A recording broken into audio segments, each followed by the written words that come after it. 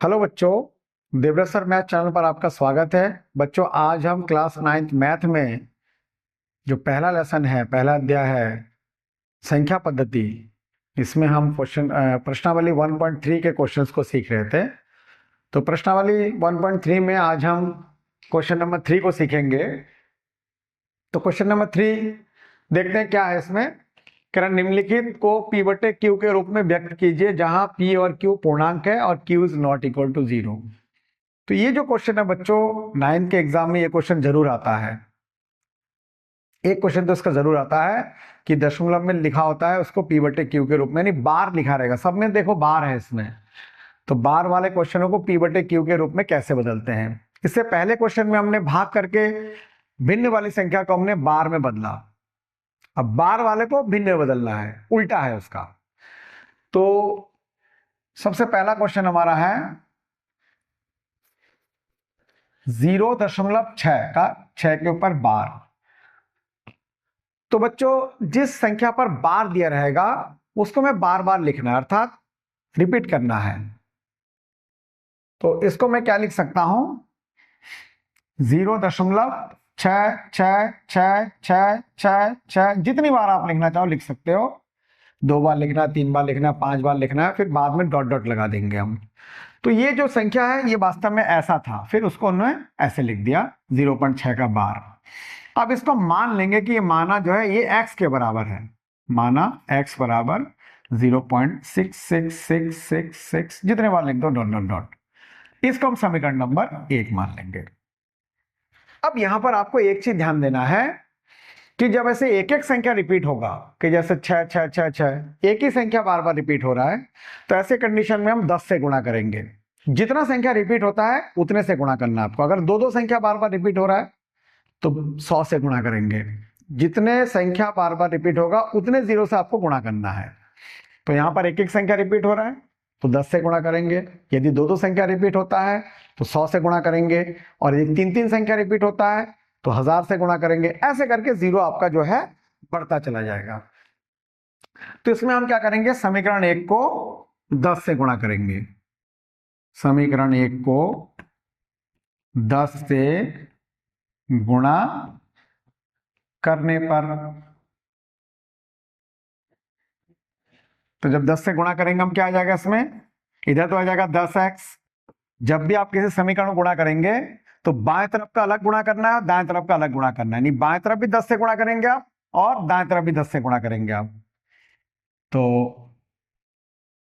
गुणा कीजिए, इधर तो x को 10 से गुणा करेंगे 10x आ जाएगा। यहां पर जब 10 से गुणा करेंगे तो बहुत सारे बच्चे समझ नहीं पाते कि 10 से गुणा करने पर आंसर क्या आएगा। तो मैं यहां पर आपको करके दिखा रहा हूं। कोई भी रिपीटिंग संख्या जैसे 0.6666 बार बार आ रहा है और इसको हम 10 से गुणा कर रहे हैं।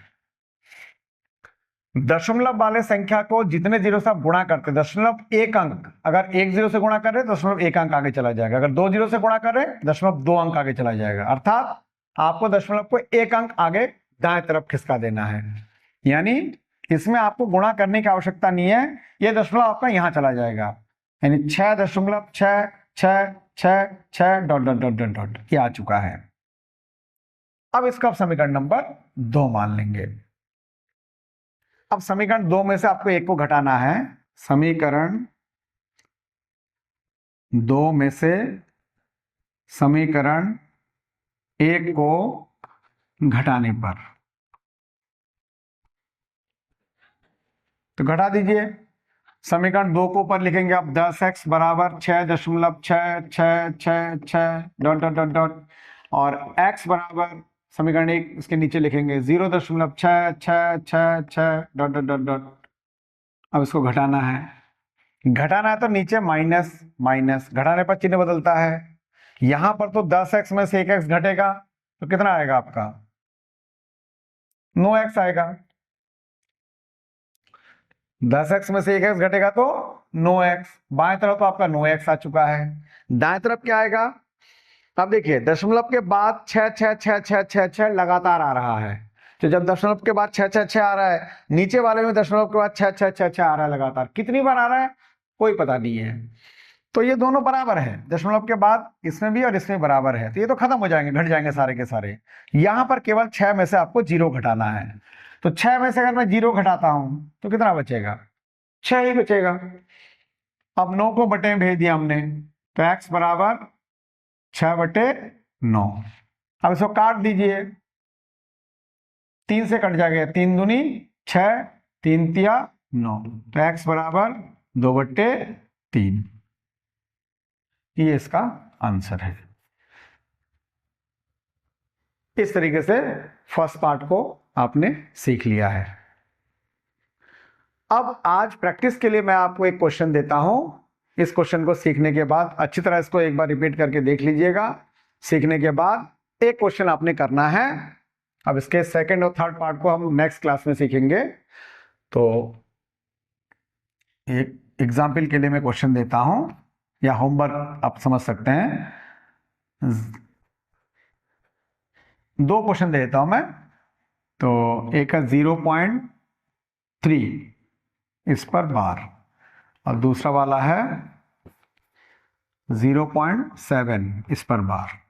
इन दोनों को आपको करना है। सेम ऐसे ही होगा। ये दोनों क्वेश्चन यदि आपने खुद ब खुद कर लिया है तो अर्थात आपने इस तरह क्वेश्चन सीख लिया है। तो बच्चों, आज की क्लास यहीं पर समाप्त करते हैं। नेक्स्ट 2 पार्ट को हम अगली क्लास में सीखेंगे। सभी बच्चे देवव्रत सर मैथ चैनल को सब्सक्राइब करें। जो बच्चे नए जुड़ रहे हैं इस चैनल में वो भी सब्सक्राइब करें, ताकि घर बैठे बैठे क्वेश्चन को आसानी से सीख सके। कोई भी आपको दिक्कत आती है, कोई चीज़ समझ में नहीं आता, आप कमेंट में भी पूछ सकते हैं, उसका आंसर भी आपको मिलता चला जाएगा। मिलते हैं नेक्स्ट क्लास में। Thank you.